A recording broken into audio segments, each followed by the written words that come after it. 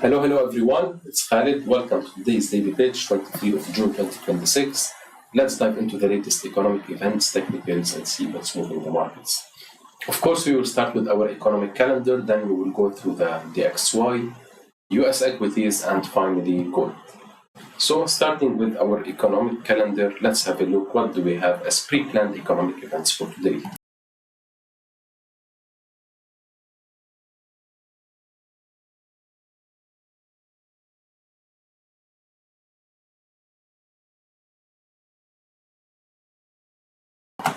Okay guys, so today we have a lot of PMI figures.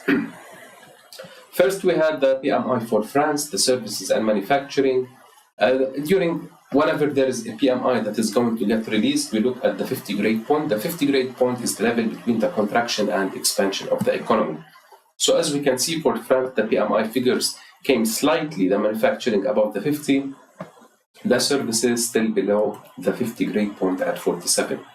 Germany, the same, both the services and manufacturing exactly at 50 and services lower. For the Eurozone, we have the manufacturing, although lower than expected, but still above the 50 grade point, while the services still lower. And moving on to the UK, which is currently facing some political issues and putting some pressure on the pound. The manufacturing is still good at 53, services at 48, and finally, during the day, we have the PMI services and manufacturing for the US, which are both expected to stay above the 50 grade point. Looking at the overall economy, we can see that the dollar index is gaining some strength. Of course, this is due to the FOMC we had last Wednesday. They kept the interest rate stable, but they were more hawkish. They indicated that 9 out of 18 members are seeing at least one rate hike during 2026. That's why dollar is gaining some strength. Treasury yields, no major movement. What is moving more than the 10-year treasury yields are the 2-year treasury yields because they are more affected by the monetary policy. And finally, the VIX is fluctuating, still below the 20, but since we are hearing some contradicting headlines regarding the deal that is hopefully will be made between the US and Iran, that's why we see sometimes market relief, then market optimism, then market fear. So it's fluctuating, but no major fear in the market. So let's move on. First, have a look at Dxy and what should we expect. Looking at Dxy at the 4-hour time frame, we can see that the bullish momentum is still continuing. My next target I will be looking for in case we broke, even if we retested the 100.5, my next target will be up to the 101.7.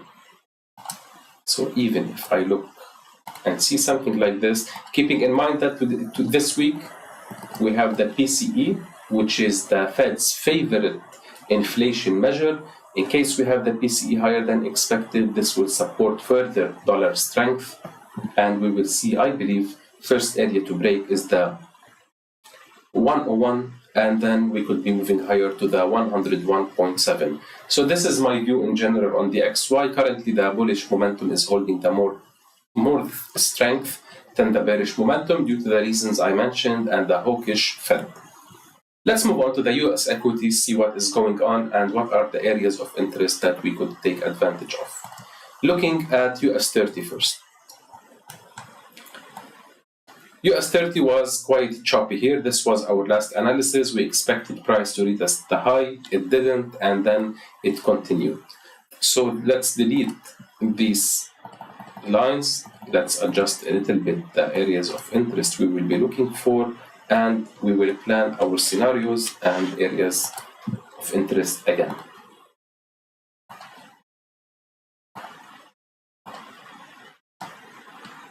An important zone that I will be looking for is here, the 50,600. Another one I will be monitoring, let's zoom into the 1-hour time frame, and maybe this one we can monitor it better. It is, you can see that this price level is being respected, the 51,700. And finally, let's put another range which will be here. I will be marking these 3 areas of interest and of course the all-time high at the 52,700. So scenario number 1 on US 30. In case I see that price is failing to break below this area, just consolidating, I will be looking for the following price action with at least having a nice range to target at the highs at the 52,700. If the bearish momentum was stronger and we see more profit taking, the market pricing in additional rate hikes. In case we broke lower, if we have an intraday candle closing lower, the next candle having an upper wick, some price movement similar to this, I will be looking for the following candles here, an area where we saw slight reaction at the 50,600. Reaching this level, monitor the price action. In case we see some price movement similar to what we had here to the left, price broke higher, rejected once, twice, and then continued its momentum, and even here it rejected several times. So if I see similar price movement, I will be looking for the following price action. The final zone and final area of interest I will be looking for in case we broke below the 50,500. Breaking below this level, similar to what we have here, next candle making an upper wick, I need to see an intraday candle like 30-minute, 1 hour, and better a 4 hour. I will be looking for such price movement. Now, the last scenario for me, and usually the least favorable scenario, is seeing price breaking above, moving higher, breaking above the 52,700. Whenever it breaks the all-time high, you will never know where the next reaction could take place, and that's why, personally, I always prefer to see some kind of pullback, similar to this one, and the best scenario for me is seeing price reacting here, taking advantage to the all-time high, and at least you can either close your full position or keep the risk-free runner, because as I mentioned, you will never know where the next price reaction could be. It could be at the 53,000, since it is a psychological number, but nothing is guaranteed. You will never know if it could go higher, or you could see some aggressive profit taking. That's why the best scenario is to have a pullback and then a continuation move. Now guys, finally let's move on to gold and see what is going on with gold. On gold, the strength of the US dollar is holding negative pressure on gold prices. That's why these are areas of interest during our last educational webinar when I was explaining the entries. So we can remove them.